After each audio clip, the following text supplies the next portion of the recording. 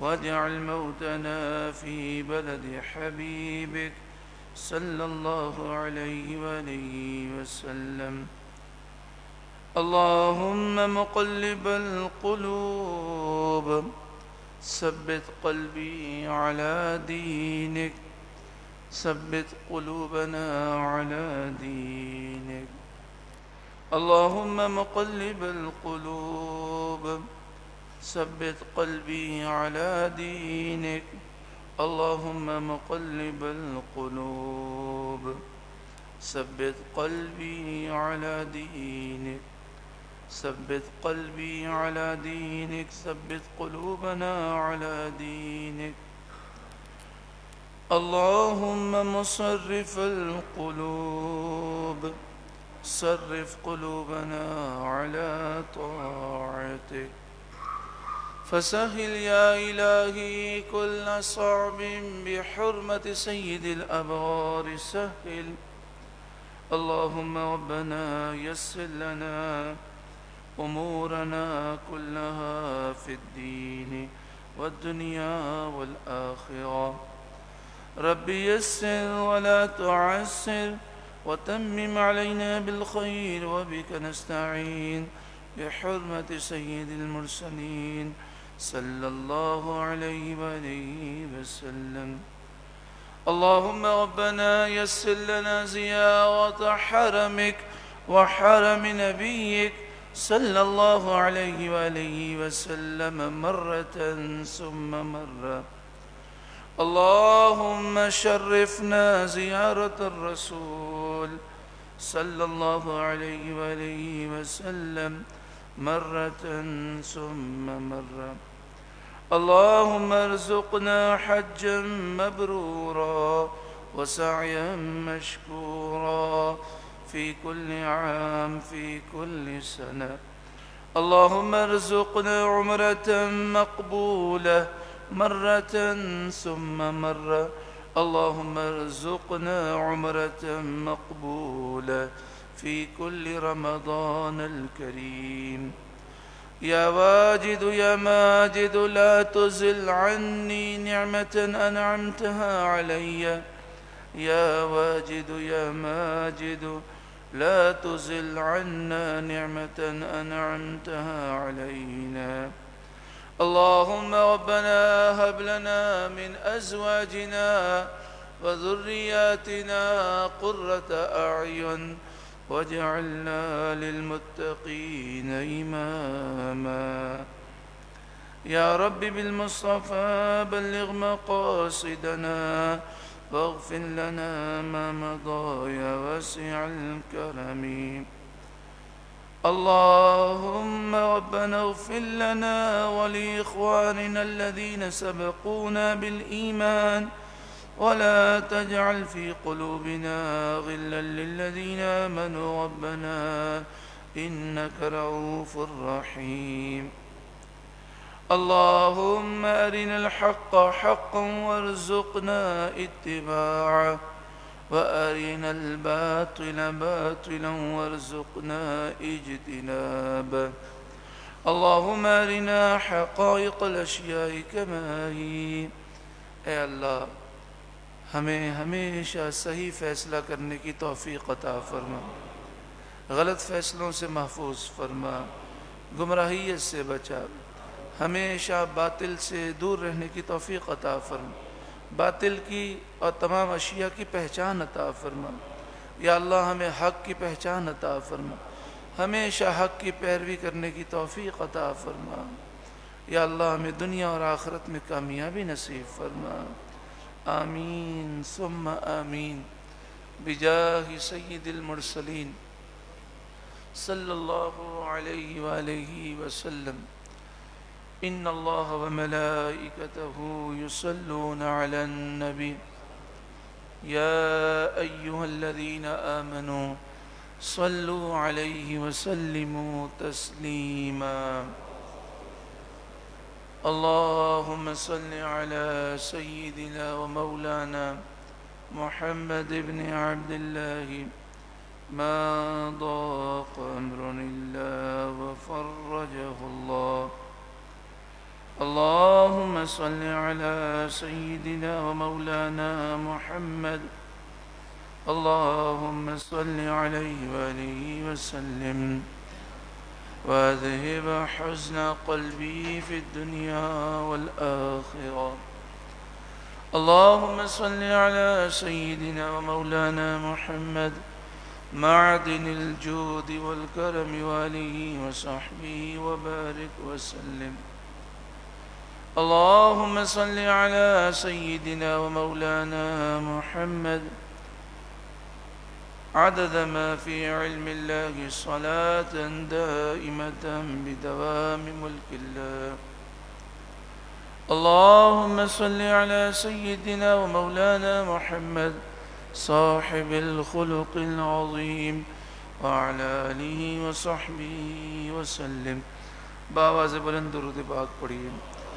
اللهم صل وسلم وبارك على سيدنا ومولانا محمد النبي الأمي الحبيب العالي القدر العظيم الجاه وعلى آله وصحبه وسلم وبارك وسلم صلاة وسلاما عليك يا سيدي يا سيدي يا سيدي يا مكي يا مدني يا رحمة للعالمين يا شفيع المذنبين يا خاتم النبيين يا سيد المرسلين يا نبي الله يا حبيب الله يا نور الله يا رسول الله.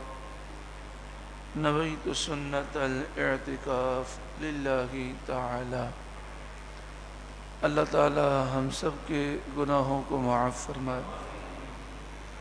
آئندہ ہمیں گناہوں سے بچنے کی توفیق عطا فرمائے.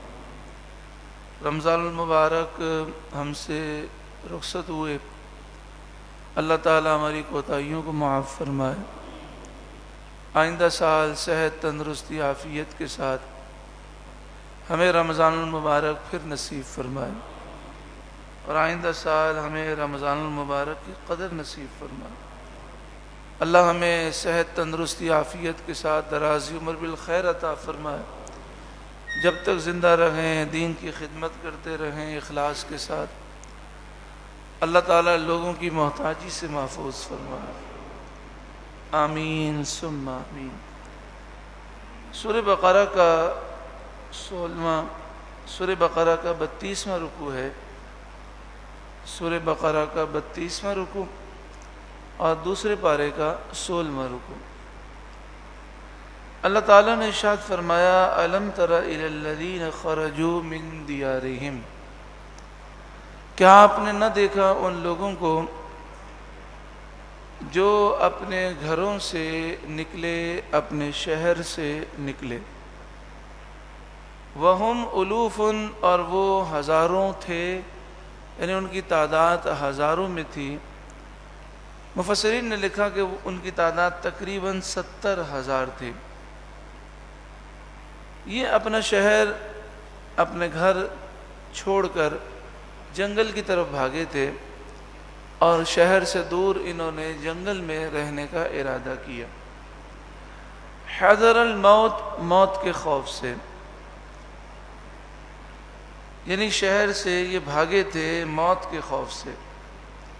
فقال لهم اللہ موتوا, تو اللہ تعالیٰ نے ان سے فرمایا تم مر جاؤ. ثم احیاہم, پھر اللہ نے انہیں زندہ کیا. ان اللہ لذو فضل علی الناس, بے شک اللہ لوگوں پر فضل کرنے والا ہے. ولیکن اکثر الناس لا یشکرون, لیکن اکثر لوگ شکر نہیں کرتے. وقاتلوا فی سبیل اللہ, اور اللہ کی راہ میں جہاد کرو. وَاعْلَمُوا أَنَّ اللَّهَ سَمِيعٌ عَلِيمٌ, خوب جان لو بے شک اللہ خوب سننے والا, خوب علم والا ہے. مَنْ ذَا الَّذِي يُقْرِضُ اللَّهَ قَرْضًا حَسَنًا, کون ہے جو اللہ کو قرض حسنہ دے. فَيُضَاعِفَهُ لَهُ أَضْعَافًا كَثِيرًا, تو اللہ اس کے لیے بہت گنا بڑھا دے گا. واللہ یقبض ویبسط, اللہ ہی تنگی فرماتا ہے، اللہ ہی کشادگی عطا فرماتا ہے۔ وَإِلَيْهِ تُرْجَعُونَ، اور اسی کی طرف تم لوٹائے جاؤ گے۔ مفسرین فرماتے ہیں کہ بنی اسرائیل میں ایک شہر تھا، اس میں بنی اسرائیل کے مسلمان رہتے تھے۔ اس شہر کے اندر طاعون کی وبا پھیل گئی۔ طاعون کی وبا جو پھیلنے کا سبب ہوتا ہے، طاعون کی وبا پھیلنے کا جو سبب ہے، وہ سبب یہ ہے کہ ایک وائرس ہے یا جراثیم ہے جو چوہے کے بدن میں ہوتا ہے، چوہے میں ہوتا ہے، اور پھر وہ چوہے کے ذریعے انسان میں منتقل ہوتا ہے۔ یہ بیماری جس کو لگتی ہے اسے شدید بخار ہوتا ہے، اور سب سے پہلے اس کی علامت یہ ہوتی ہے کہ بغل کے نیچے پھوڑے نکلتے ہیں، اور وہ پھوڑے جو ہیں وہ گاٹھ کی طرح میں ہوتے ہیں، جیسے کوئی رسی پر آپ گاٹھ باندھ دیں تو اس طرح گانٹھ کی طرح ہوتے ہیں۔ پھر ان سے خون اور پیپ جاری ہوتا ہے، اور پھر یہ پورے جسم میں اس طرح کے گانٹھ کی طرح یا سمجھے پھوڑوں کی طرح اس طرح ہو جاتا ہے، اور اس سے جسم سے خون اور پیپ آتا ہے، اور شدید بخار ہوتا ہے، اور جسے طاعون ہو جائے وہ 2 دن میں یا 3 دن میں انتقال کر جاتا ہے۔ اور یہ وبا جو پھیلتی ہے شہر کے اندر بڑی تیزی سے پھیلتی ہے، یعنی یوں سمجھیے کہ 2-3 دن میں ہزاروں آدمی انتقال کر جاتے ہیں، بسا اوقات 4-5 دن میں لاکھوں افراد انتقال کر جاتے ہیں۔ اور یہ وبا ایک دور میں پھیلی تھی تو شام میں پھیلی تھی، عراق میں پھیلی تھی، کئی ملکوں میں پھیلی تھی۔ تو اس زمانے میں جو خلیفۃ المسلمین تھے ان کا نام تھا عمر بالتقوی، اس طرح کوئی نام تھا۔ تو انہوں نے جو ہے نا، انہوں نے کیا کیا، تمام لوگوں میں یہ اعلان کیا، اس بادشاہ نے جو خلیفۃ المسلمین تھے، کہ یہ وبا جو ہے یہ اللہ کا عذاب ہے، آپ سب اللہ کی بارگاہ میں توبہ کریں۔ شراب یعنی جو لوگ شراب پیتے تھے ان کی تلاش کی گئی، اور جو چھپ کے بھی شراب پیتا تھا اسے گرفتار کیا گیا، شراب کی بوتلوں کو ضائع کیا گیا، اور جو اس قسم کے فاسق لوگ تھے ان کو ملک بدر کیا گیا، اور گانے باجے کے آلات توڑ دیے گئے۔ سب نے اللہ کی بارگاہ میں توبہ کی، یوں سمجھیے 1 ہفتہ انہوں نے توبہ کا منایا، لوگ ایک دوسرے کو معاف کرنے لگے، ایک دوسرے کے حقوق ادا کرنے لگے، کسی نے کسی کے پیسے دبائے تھے وہ دے دیے، سب نے اللہ کی بارگاہ میں معافی مانگی۔ تو وہ وبا اتنی تیزی سے پھیل رہی تھی کہ کروڑوں افراد، یوں سمجھیے لاکھوں افراد اس کی لپیٹ میں آ گئے تھے۔ ایسا لگتا تھا کہ ملک کے ملک تباہ ہو جائیں گے، لیکن جب سب نے توبہ کی تو یکدم وہ غائب ہو گئی۔ تو اس واقعے میں درس یہ ہے کہ ایسی وباؤں کے موقع پر پوری قوم کو اللہ تعالیٰ کی بارگاہ میں اسی طرح توبہ کرنی چاہیے۔ ہم توبہ تو کرتے ہیں، یا اللہ ہمارے گناہ معاف فرما، لیکن جس طریقے سے انہوں نے توبہ کی اس طریقے سے توبہ ہو کہ سارے ظلم بند کیے جائیں، اور جناب ناموس رسالت کے مسئلے میں جو غداری کی گئی اس پر معافی مانگی جائے، جہاد کے مسئلے میں جو سستی کی گئی اس کا اعلان کیا جائے، پھر فحاشی اور یعنی ناچ گانے بند کیے جائیں، ایک دوسرے کے حقوق ادا کریں، ایک دوسرے سے معافی مانگیں، جس کے پیسے ہمارے اوپر ہیں ہم اس کو دیں۔ اس طریقے سے اگر ہم توبہ کرتے تو اس دنیا سے ہر وبا دور ہو جاتی۔ تو ہوا یہ کہ بنی اسرائیل کے اس شہر کے اندر وہ وبا پھیل گئی طاعون کی۔ طاعون کی وبا اتنی ہولناک ہے کہ کورونا تو اس کے سامنے کچھ بھی نہیں ہے۔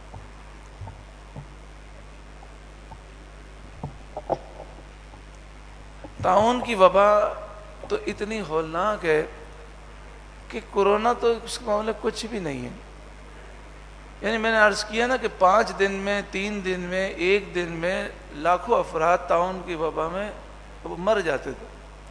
یہاں تک کہ طاعون کی وبا ایک دفعہ بصرہ میں یعنی پھیلی تو پورے بصرہ کا ہر شخص انتقال کر گیا۔ یہاں تک کہ جب جمعے کی نماز ہوئی تو صرف 7 آدمی شہر میں باقی رہے تھے، 7، اور کتنے دنوں میں؟ 2 دن کے اندر، اتنی ہولناک وبا تھی۔ لیکن اس وبا کے اندر بھی جب انہوں نے اللہ کی بارگاہ میں رجوع کیا تو وبا اچانک سے ایسے غائب ہو گئی جیسے اس کا وجود ہی نہیں تھا۔ کیونکہ ہم مومن ہیں، ہم مسلمان ہیں، ہم جانتے ہیں بیماری بھی اللہ کی طرف سے اور شفا بھی اللہ کی طرف سے۔ ہم جتنا بھی احتیاطی تدابیر کر لیں، جتنا بھی علاج کر لیں، جو ہم دوائی کھاتے ہیں اس میں شفا کون پیدا کرے گا؟ اللہ تعالیٰ۔ اگر اللہ ناراض ہے یا اللہ تعالیٰ نہ چاہے تو کوئی دوا ہمیں شفا نہیں دے سکتی۔ تو ہر معاملے میں اللہ کی بارگاہ میں رجوع کرنا چاہیے۔ تو جب یہ طاعون کی وبا پھیلی بنی اسرائیل میں تو بڑے گھبرائے۔ جیسے ہی ابھی پھیلنی شروع ہوئی وہ شہر چھوڑ کے بھاگ گئے۔ اب نتیجہ کیا ہوا؟ جو شہر کے اندر مریض تھے ان کی تیمارداری کون کرے؟ جو مر جائیں تو ان کی تدفین کون کرے؟ انہیں غسل کون دے؟ تو یہ سارا شہر چھوڑ کے بھاگے۔ اور نبی کریم صلی اللہ علیہ وآلہ وسلم کی حدیث ہے کہ جس شہر میں طاعون پھیل جائے وہاں سے باہر نکلنا حرام ہے۔ اللہ پر بھروسہ کر کے اسی شہر میں رہیں، وہیں پر رہیں۔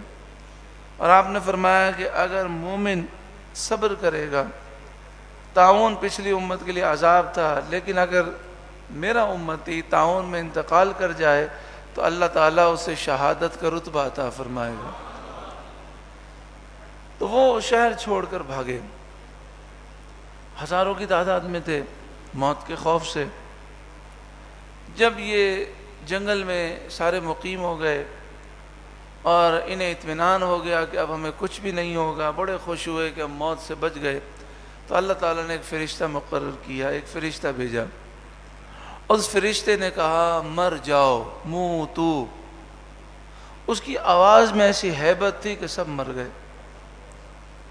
اب دیکھیں کہا کس نے تھا؟ فرشتے نے۔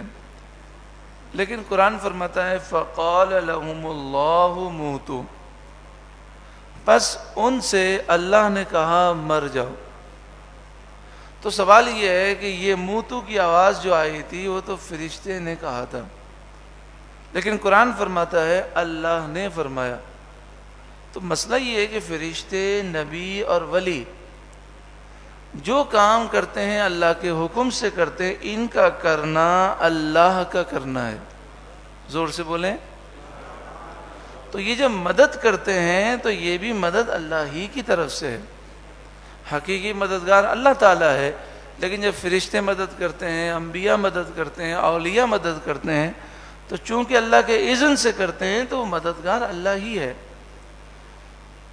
بدر کے اندر اللہ تعالیٰ نے فرمایا لَقَدْ نَصَرَكُمُ اللَّهُ فِي بِبَدْرٍ وَأَنْتُمْ أَذِلَّةٌ، اللہ تعالیٰ نے تمہاری مدد فرمائی بدر کے میدان میں۔ اب بتائیے، بدر میں تو فرشتوں نے مدد کی تھی، 5000 فرشتے آئے تھے، انہوں نے مدد کی تھی، لیکن اللہ فرماتا ہے اللہ نے مدد کی۔ تو معلوم یہ ہوا کہ فرشتے، انبیاء اور اولیاء جب مدد کرتے ہیں تو اللہ کے اذن سے کرتے ہیں، ان کا مدد کرنا اللہ کا مدد کرنا ہے۔ یہی قرآنی فلسفہ ہے، یہی قرآنی نظریہ ہے۔ فقال لهم اللہ موتو، تو اللہ نے ان سے فرمایا مر جاؤ۔ جب فرشتے نے کہا موتو تو ان کے دل بند ہو گئے، یہ 70,000 کے 70,000 ہلاک ہو گئے۔ اب ان کی لاشیں سڑ گئیں، بدبو ہو گئی۔ اس زمانے کے جو نبی تھے انہیں جب پتہ چلا تو وہ جنگل میں آئے، اور جنگل میں آ کر ان کی لاشوں کو دیکھا کہ سڑی ہوئی لاشیں ہیں، بدبو آ رہی ہے، بہت افسوس ہوا۔ آپ نے اللہ تعالیٰ کی بارگاہ میں دعا کی، اے اللہ تو انہیں معاف فرما دے، انہیں دوبارہ زندگی دے دے۔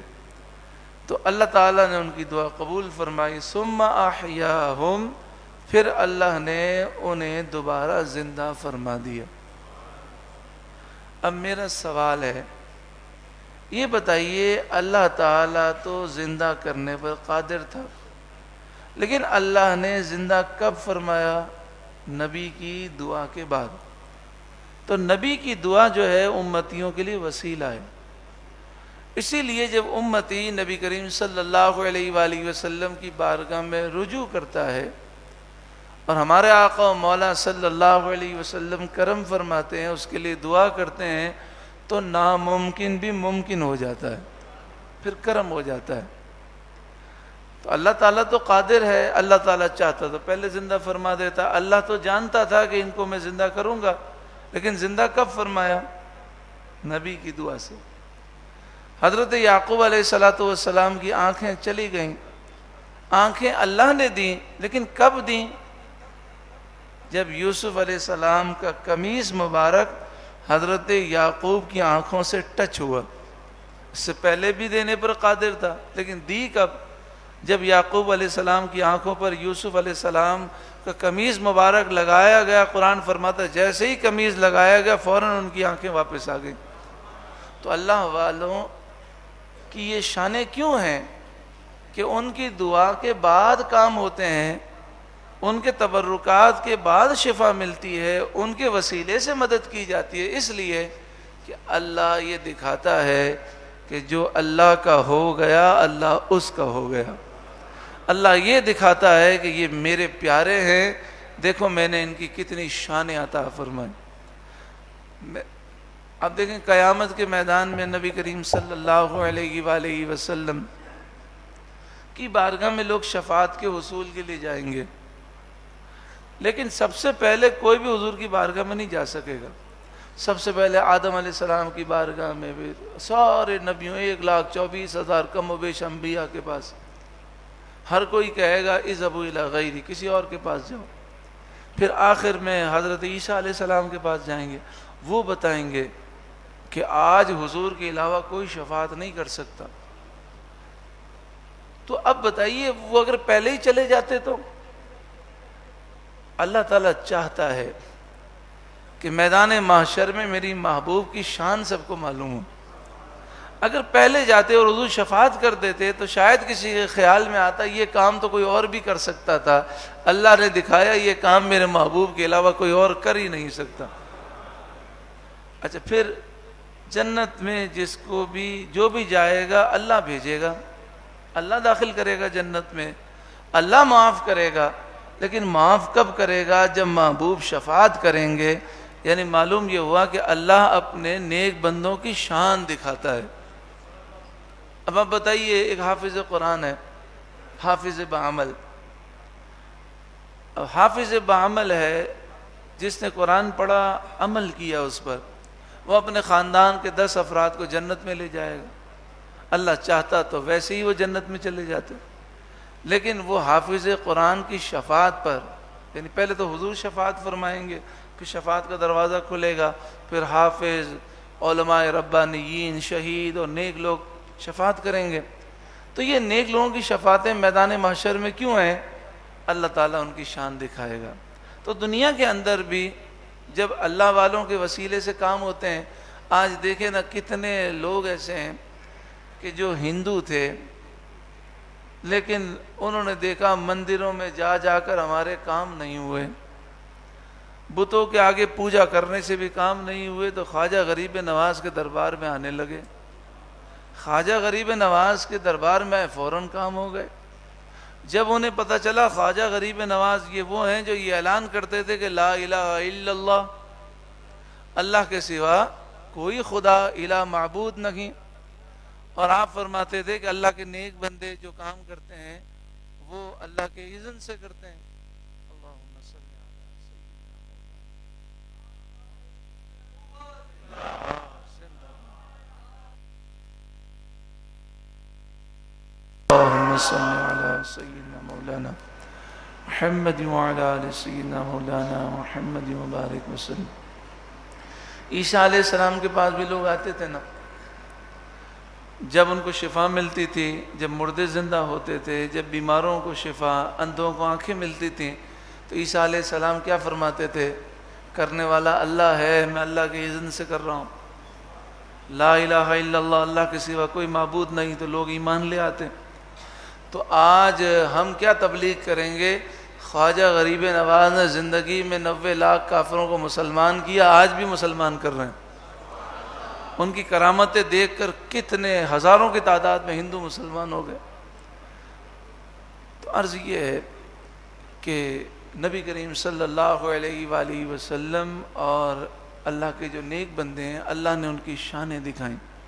تو یہاں پر جب انہوں نے دعا کی تو وہ سارے مردے زندہ ہو گئے۔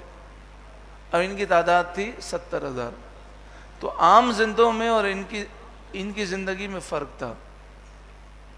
ان میں ایک نشانی باقی رکھی گئی کہ ان کے جسم جو ہے سڑ گئے تھے، تو اب زندہ ہونے کے بعد بھی ان میں سے ہلکی ہلکی مردہ کی بو آتی تھی، یعنی لوگ دیکھیں تو پتہ چلے اللہم صلی علی سیدنا مولانا محمد بن عبد اللہ۔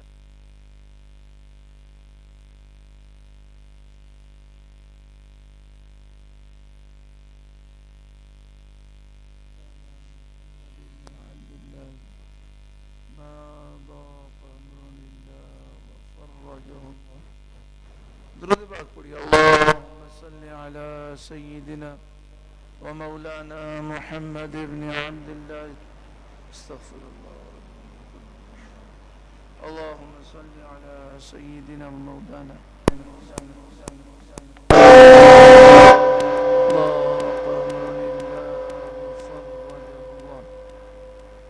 اللہم صلی علی سیدنا مولانا محمد بن عبد اللہ ما ضاق امر الا وفرجہ اللہ۔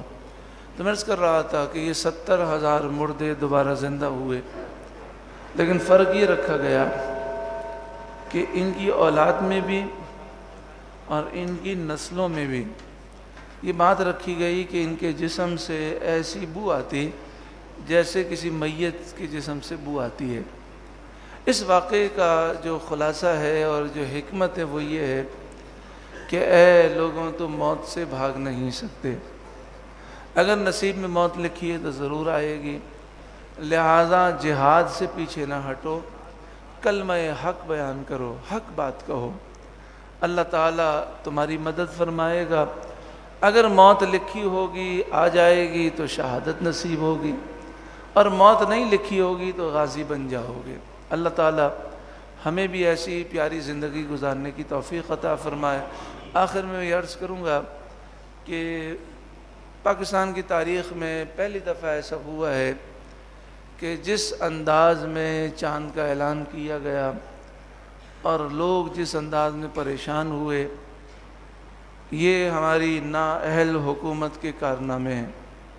اور پھر جس انداز سے 11:15 بجے تک یہ باتیں میڈیا پر آئیں کہ کوئی وجود نہیں ہے چاند کا، سائنسی طور پر بھی چاند دیکھنا ممکن نہیں ہے، پھر اچانک سے ان پر پریشر آیا اور انہوں نے چاند کا اعلان کر دیا، جس سے قوم بڑی پریشان ہے۔ مفتی اعظم پاکستان مفتی منیب الرحمن دامت برکاتہم العالیہ، آپ جمعہ پڑھا رہے ہیں 1965 سے، یہاں کتنے ایسے ہوں گے ان کی پیدائش 1965 کے بعد ہے، یعنی 1965 سے بلکہ اس سے پہلے سے آپ دین کی خدمات کر رہے ہیں۔ آپ 20 سال رویت ہلال کمیٹی کے چیئرمین رہے، اور آپ نے اتنے فیصلے دیانتدارانہ کیے کہ آپ بڑے سخت آدمی ہیں، آپ حکومت کی بات نہیں مانتے، یہاں تک کہ آپ کے اجلاس میں کسی حکومت کے آدمی کو یا ایجنسی کے آدمی کو یا وزیر کو بیٹھنے کی جرت نہیں تھی، آپ کسی کو بیٹھنے نہیں دیتے تھے، آپ کہتے تھے فیصلے ہم آزادانہ کریں گے۔ اس لیے 20 سال تک امت متفق تھی۔ اب جب دباؤ میں فیصلے کیے جاتے ہیں تو پھر یہی حالات ہوتے ہیں۔ تو خیر، مفتی اعظم پاکستان مفتی منیب الرحمن دامت برکاتہم العالیہ نے یہ اعلان کیا ہے کہ تمام پاکستانی مسلمان اپنے ایک روزے کی قضا کریں۔ تو اب یہ قضا کا جو روزہ ہے وہ آپ اور ہم کل بھی رکھ سکتے ہیں، بعد میں بھی رکھ سکتے ہیں۔ تو ایک جو ہے 30 رمضان جو ہمارا ایک روزہ وہ کھا گئے، اس کا گناہ ریاست پر ہے، حکومت پر ہے، وزیر اعظم پر ہے، صدر پر ہے، اداروں پر ہے، سب یہ کل بروز قیامت عذاب میں گرفتار ہوں گے کہ انہوں نے دباؤ ڈال کر پوری امت کو ایک روزے سے محروم کیا۔ اور یہ سارا گناہ ان کے سر پر ہے، تو ہمیں ایک روزہ قضا کرنا ہے۔ حضرت نے فرمایا، اور مفتی منیب الرحمن صاحب دامت برکاتہم العالیہ نے دوسرا یہ فرمایا کہ یعنی جن لوگوں نے اعتکاف کیا ہے وہ ایک دن کے اعتکاف کی قضا کریں گے۔ تو اعتکاف کی قضا کرنے کا طریقہ یہ ہے کہ رمضان سے پہلے بھی کر سکتے ہیں، رمضان کے اندر بھی کر سکتے ہیں۔ رمضان سے پہلے کریں گے تو پھر ایک نفلی روزہ اس قضا کے لیے ایک روزہ رکھنا ہوگا، کیونکہ اعتکاف جو ہے بغیر روزے کے نہیں ہوتا، اور رمضان میں کرنا چاہیں تو رمضان کا ہی روزہ کافی ہوگا۔ تو آئندہ رمضان میں بھی قضا وہ کر سکتے ہیں۔ مثلا مثال کے طور پر جن معتکفین کی عادت ہے کہ وہ رمضان المبارک میں آخری عشرے کا اعتکاف کرتے ہیں، تو وہ 20 رمضان کو مغرب سے پہلے مسجد میں داخل ہو جاتے ہیں، تو 19 کو داخل ہو جائیں، اور ایک روزہ جو ہے ایک دن کا اعتکاف وہ ایکسٹرا کر لیں، یعنی 11 دن اعتکاف کر لیں، پہلا دن جو ہے وہ قضا کی نیت سے کر لیں۔ تو اگر قضا کا اعتکاف کریں تو اس کے لیے بھی ضروری یہ ہے کہ مغرب سے پہلے مسجد میں داخل ہو کر اعتکاف کی نیت کریں گے، پھر پوری رات گزاریں گے، پھر پورا دن گزاریں گے، روزہ بھی ضروری ہے، اور پھر اگلے دن مغرب کے بعد وہ اعتکاف مکمل ہوگا۔ اللہ تعالی ہمارے حالات پہ کرم فرمائے۔ یا اللہ ہمیں اچھے حکمراں نصیب فرما۔ یا اللہ جو یہود و نصارہ کے غلام ہیں ان غلاموں سے ہمیں نجات عطا فرما۔ یا اللہ تیرے محبوب کے غلام حکمراں نصیب فرما۔ یا اللہ اس پاکستان کو اسلام کا قلعہ بنا، اسلامی نظام مصطفیٰ نصیب فرما۔ اے کریم مالک و مولا اے پروردگار، ہمیں ناموس رسالت کا محافظ بنا۔ یا اللہ پاکستان کو ترقی عطا فرما۔ یا اللہ پاکستان کو چوروں، لٹیروں، ڈاکوں، دہشت گردوں اور کرپشن کرنے والوں سے اور نااہل لوگوں سے اور دشمنان اسلام یہود و نصارہ کے غلاموں سے نجات عطا فرما۔ اچھے حکمراں نصیب فرما، ہمارے اداروں کو اچھے سربراہ نصیب فرما۔ یا اللہ پاکستانی مسلمانوں کو بھی اچھا بنا۔ یا اللہ ہمارے بھی گناہ معاف فرما۔ یا اللہ کرم فرما، فضل فرما۔ درود پاک پڑھیے، آمین ثم آمین۔ اللہم صلی اللہ